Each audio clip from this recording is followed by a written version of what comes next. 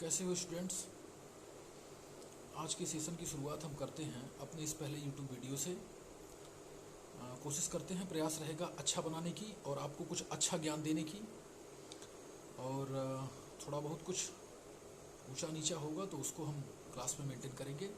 फिलहाल जहाँ से हमने पढ़ाना शुरू किया था क्लास में, उसके आगे हम बताना शुरू करते हैं। सारी चीज़ें शुरू होती हैं 9 जनवरी 1915 से, जब गांधी जी भारत आते हैं।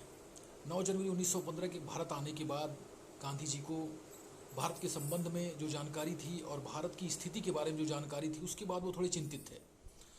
और अपनी इस चिंता को दूर करने के लिए वो उस समय के जो भी बुद्धिजीवी थे और जो भी राजनीतिक कार्यकर्ता थे, उन सबों से मिलना जुलना शुरू कर देते हैं। चूँकि वो पेशेवर वकील थे और उस समय भारत का जो राजनीतिक नेतृत्व था, वो ज़्यादातर एक पेशेवर पढ़े लिखे वकीलों के हाथ में था।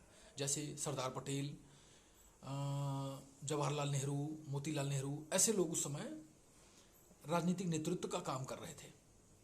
ऐसे में गांधी जी की मुलाकात होती है गोपाल कृष्ण गोखले से। गोपाल कृष्ण गोखले की बुद्धिमत्ता और योग्यता और उनकी दूरदर्शिता से गांधी जी बड़े प्रभावित होते हैं। गांधी जी फिर गोपाल कृष्ण गोखले को अपना राजनीतिक गुरु मान लेते हैं। जब गांधी जी गोपाल कृष्ण गोखले को अपना राजनीतिक गुरु मानते हैं, तो गोपाल कृष्ण गोखले ने उनसे कहा कि आप सबसे पहले भारत के लोगों को जानने का प्रयास करिए। इसके लिए आप पूरे भारत का भ्रमण करिए।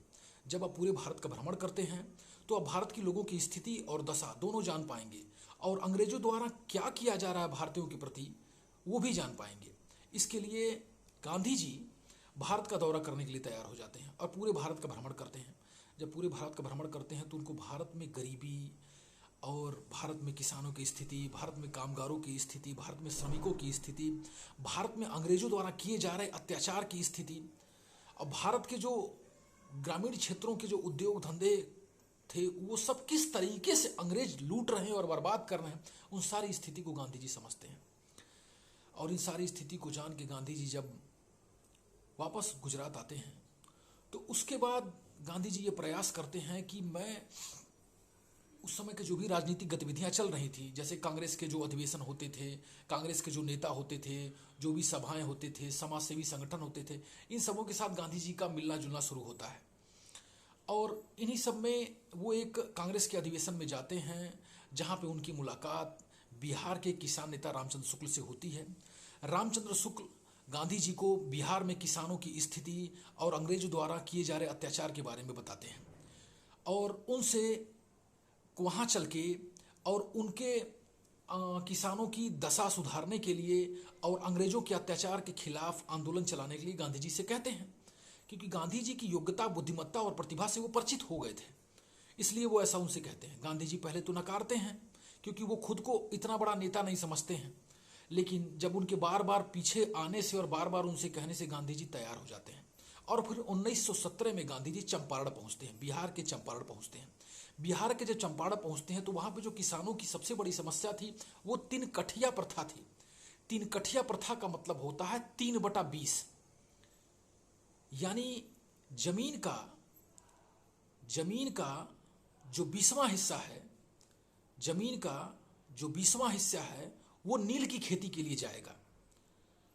नील की खेती के लिए जाएगा। उसके बाद जो उपज होगी वो कर के रूप में जाएगी, और जो किसान उत्पाद को बेचेगा, उस बेचने से जो राजस्व प्राप्त होगा उसका कुछ हिस्सा किसान और अंग्रेज सरकार के पास कर के रूप में जाएगा। 3 कठिया प्रथा की सबसे बड़ी विभीषिका ये थी कि वो नील की खेती करने के बाद किसानों के खेत पूरी तरीके से बंजर हो जाते थे, वो किसी भी फसल के लायक नहीं रह जाते थे, इसलिए वो बहुत परेशान थे। गांधी जी अंत में चंपारण जब पहुंचते हैं तो किसानों का बड़ा समूह, हजारों की संख्या में स्टेशन उनको रिसीव करने पहुंचता है, और ये देख के गांधी जी भी अचंभित रह जाते हैं। और फिर रामचंद्र शुक्ल उनको ले जाते हैं चंपारण के किसानों की दशा और दशा दिखाने के लिए। जब दशा देखने गांधी जी जाते हैं तो वहाँ के घरों में भयंकर गरीबी थी। लोगों के शरीर पे सिर्फ एक लंगोट थी, पूरा शरीर आधा आधा नंगा था, और वो लोग पूरे लंगोट में ही अपना जीवन काट रहे थे। घरों में खाने के दाने नहीं थे, और लोग गोबर के ऊपर लाला घर में रखे हुए थे, और जो गायों के गोबर गिरते थे उस गोबर को पाने के लिए लोगों में लड़ाई होती थी। ऐसा इसलिए होता था क्योंकि उस गोबर जो पशु जो है फसलों की डंठल के साथ जो अनाज खाए हुए थे वो अनाज के दाने गोबर के साथ आते थे, और उन अनाज के दानों को पाने के लिए लोग गोबर लेने की लड़ाई करते थे। ये दशा थी भोजन की, इतनी गरीबी थी। तो गांधी जी ये सब जानते हुए उन्होंने निर्णय किया कि हम इस समस्या से लोगों को निजात दिलाएंगे। और फिर अंग्रेज अधिकारियों के साथ गांधी जी की बहस शुरू होती है। गांधी जी सारे तर्क रखते हैं और एक बड़ा आंदोलन छेड़ते हैं वहाँ पे। गांधी जी के आंदोलन और तर्कों से प्रभावित होकर जो तत्कालीन अंग्रेज सरकार होती है वो मजबूर हो जाती है और अपने इस सारे करों और इस तिनकठिया प्रथा को समाप्त करने के लिए तैयार हो जाती है। गांधी जी का नेतृत्व सफलतापूर्वक आगे बढ़ता है और ये जो विभीषिका चल रही थी उससे वहाँ की जनता को निजात मिलती है। उसके बाद गांधी जी पूरे भारत में बहुत प्रसिद्ध हो जाते हैं। अखबारों के माध्यम से, लोगों के माध्यम से गांधी जी की चारों तरफ चर्चा होनी शुरू हो जाती है और फिर गांधी जी एक राष्ट्र नेता के रूप में उभरते हैं। इस कड़ी में जब गांधी जी फिर गुजरात आते हैं वहाँ के आंदोलन के बाद, तो गुजरात में ही अहमदाबाद में जो मिल के मजदूर थे, मिल के मजदूर जो है अपने जो है वेतन को लेके और महिलाओं को समान वेतन के लेके और बच्चों को भी सामान्य मजदूरों की तुलना ही के समान ही जो काम कराया जाता था, इन सबों को लेके जो वहाँ के मजदूर थे अहमदाबाद मिल के, उन्होंने आंदोलन छेड़ रखा था और गांधी जी को उन्होंने अपना नेतृत्व करने के लिए कहा। गांधी जी ने सारी स्थिति को जाना समझा, उसके बाद वो नेतृत्व करने के लिए तैयार हो गए। जब गांधी जी नेतृत्व करने के लिए तैयार हो गए तो उसके बाद उन्होंने जो मिल के मालिक थे उनके खिलाफ जो है आंदोलन छेड़ा और मिल के मालिक जो है गांधी जी के तर्कों के आगे वो फेल हो गए। और फिर क्योंकि गांधी जी कानून के भी जानकार थे तो उस समय जो लेबर कानून था उस कानून के हिसाब से उन्होंने अपने उन मजदूरों की पैरवी की और वो जो मजदूर जो मिल के मालिक थे वो तैयार हो गए गांधी जी की मांग को मानने के लिए। जब मांग को मानने के लिए तैयार हो गए, इस तरीके से वहां के मिल के मजदूरों की जीत हुई और गांधी वहां भी सर्वमान्य नेता बन के उभरे।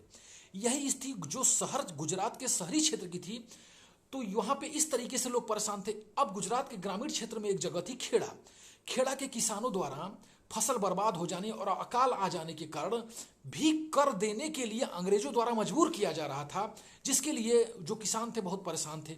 और ऐसे में वो गांधी जी के पास आते हैं और अपने इस कर से मुक्ति पाने के लिए गांधी जी से कहते हैं कि आप कुछ करिए। गांधी जी भी फिर उनके लिए आंदोलन करते हैं और किसानों के लिए जो है गांधी जी खेड़ा में जो आंदोलन चलाते हैं उस आंदोलन के सफलतापूर्वक नेतृत्व गांधी जी करते हैं और किसानों को तत्कालीन अंग्रेज सरकार कर से मुक्त करती है और जो किसान कर देने की स्थिति में होते हैं वही कर देंगे, बाकी सभी को कर से छूट प्रदान करती है।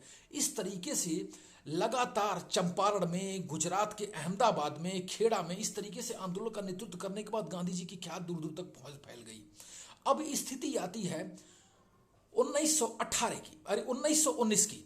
जब 1919 की स्थिति आती है तो 1919 में अंग्रेजों द्वारा जब देखा गया कि प्रथम विश्व युद्ध समाप्त हो चुका था, अब प्रथम विश्व युद्ध समाप्त हो जाने के बाद भारत में बड़ी अराजकता वाली स्थिति थी, क्योंकि विश्व युद्ध के दौरान अंग्रेज जो है भारतीय युवकों को, जो भी पुरुष होते थे, जो भी नव युवक होते, सबको जबरदस्ती गांवों से उठा ले जाते थे और उनको अंग्रेज सेना में भर्ती कर देते थे और दूर देश में उनको लड़ने के लिए भेज देते थे, जिससे वो अपने माँ बाप, घर परिवार से बिछड़ जाते थे। और घर में, परिवार में जो नवयुवक थे वो लुके छिपे से रहते थे और जो थे भी वो क्रांतिकारी बन चुके थे, क्योंकि या तो वो लड़ते तो बचे रहते या तो वो सीधे थे तो पकड़ लिए जाते, इसलिए वो मजबूर हो गए क्रांति करने के लिए। ऐसी स्थिति को अंग्रेजों ने देखते हुए भारत में एक रॉलेट एक्ट लाया।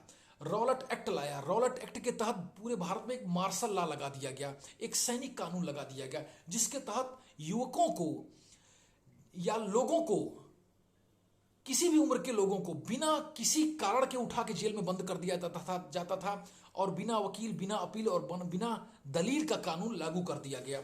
इस कानून के विरोध में देश की जनता में एक अथाह आक्रोश उत्पन्न हो गया। ये जब आक्रोश उत्पन्न हुआ लोगों में तो उसकी परिणति भी सामने आई। जगह जगह सभाएं, जनसमूह, रैलियां निकलने लगी। अंग्रेजों के खिलाफ एक अलग माहौल बनने लगा और ये घटना बढ़ते बढ़ते 13 अप्रैल तक आ गई।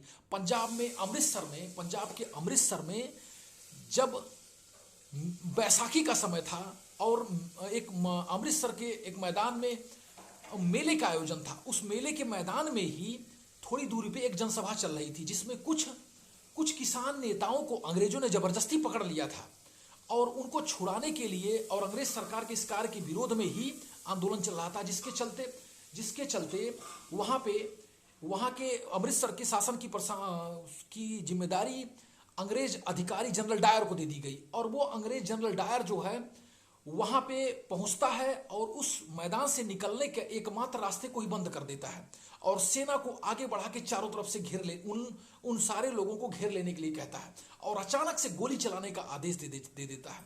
इस खतरनाक और क्रूरतापूर्ण घटना के बाद हजारों लोग मार दिए जाते हैं, लेकिन तत्कालीन सरकारी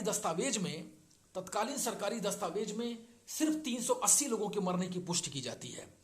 इस घटना के बाद पूरा भारत स्तब्ध था। सभी नेता, सभी लोग, जनमानस एकदम आक्रोश में थे, लोग दुखी थे।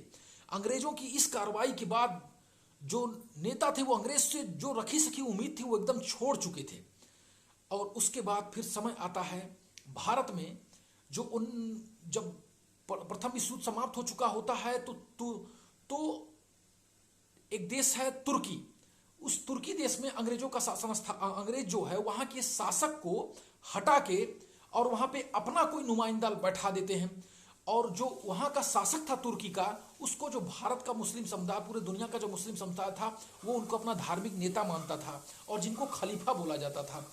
और फिर उस खलीफा के हट जाने के चलते जो भारत का मुस्लिम था वो भी आक्रोश में था और यहाँ पे मुसलमानों ने एक खिलाफत कमेटी बनाई और खिलाफत कमेटी बना के जगह जगह आंदोलन और प्रदर्शन करना शुरू किया अंग्रेजों के खिलाफ। लेकिन गांधी जी को वो सर्वमान्य नेता के रूप में स्वीकार किए और खिलाफत कमेटी ने उनको अपना नेता बनाया और फिर गांधी जी से एक आंदोलन चलाने के लिए कहा और गांधी जी उसे मान गए। 1920 आते आते गांधी जी ने एक खिलाफत आंदोलन शुरू किया। गांधी जी के नेतृत्व में भारतीय मुसलमानों ने खिलाफत आंदोलन शुरू किया और इस आंदोलन के बाद जो है भारत में भी गांधी जी ने यह महसूस किया हिंदू मुस्लिम एकता स्थापित करने के लिए भारत में खिलाफत आंदोलन आवश्यक था, जिससे हिंदू और मुस्लिम सभी मिलकर अंग्रेजों के खिलाफ समान रूप से लड़ाई लड़ना शुरू कर दें। और जब खिलाफत आंदोलन शुरू हुआ फिर इस आंदोलन को दबाने के लिए अंग्रेजों ने बहुत सारे प्रयास किए, बहुत सारे दमन चलाए। इसी बीच में गांधी जी ने अंग्रेजों के खिलाफ जो है असहयोग आंदोलन भी शुरू कर दिया 1920 में असहयोग आंदोलन जब शुरू कर दिया, कांग्रेस कमेटी ने असहयोग आंदोलन का प्रस्ताव पहले पारित किया और फिर गांधी के नेतृत्व में असहयोग आंदोलन पूरे देश में शुरू हो गया। जगह जगह जो भारतीय जनता थी वो अंग्रेजी सरकार का बहिष्कार करने लगी। लोग अंग्रेजों के ऊपर पत्थर मारने लगे, लोग उनको इधर उधर कहीं पाते थे उनके साथ मारपीट करने लगते थे। अंग्रेजी संसाधन का लोग बहिष्कार करते थे, अंग्रेजी कपड़ों का लोग त्याग करते थे। अंग्रेजी सरकार के जो सारे सरकारी संसाधन थे उनको तोड़ा जाता था, उनका बहिष्कार किया जाता था। रेलवे लाइनों को उखाड़ दिया गया, पोस्ट ऑफिसों को बर्बाद कर दिया गया, पुलिस स्टेशनों पर तोड़फोड़ की जाती थी। ये सारी कार्य की जाती थी। इन्हीं असहयोग आंदोलन जब अपने चरम पे था, इसी दौरान आपके गोरखपुर जिले में एक चौरी चौरा नामक स्थान है जहां पे 5 फरवरी 1922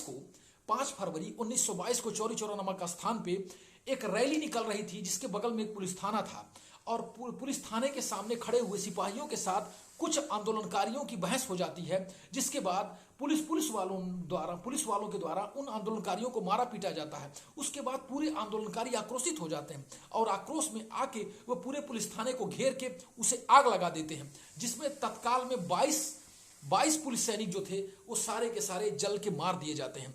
इसके बाद गांधी जी बहुत स्तब्ध हो जाते हैं, क्योंकि वो अहिंसा के माध्यम से देश की आज़ादी का मार्ग अपनाना चाहते हैं और इस तरीके की हिंसा के बाद गांधी बहुत टूट जाते हैं, बहुत कमजोर हो जाते हैं और वो इसके कुछ दिन बाद ही यानी 12 फरवरी 1922 को असहयोग आंदोलन वापस ले लेते हैं। जब गांधी जी के द्वारा असहयोग आंदोलन वापस ले लिया जाता है, उसके बाद भारत के जो तत्कालीन नेता थे, जैसे जवाहरलाल नेहरू, नेताजी सुभाष चंद्र बोस और CR दास, ऐसे नेता जो है गांधी जी का एकदम विरोध करते हैं और कांग्रेस से कुछ नेता तो दूरी बना के अलग पार्टी बनाने तक की विचार करना शुरू कर देते हैं। अब ये 1920 का समय है, यहां तक हम अपनी बात रखते हैं। इसके बाद की बात अब हम अगले दिन रखेंगे। ठीक, धन्यवाद। जैसा भी होगा आप लोग इसमें कमेंट करके जरूर बताइएगा। धन्यवाद।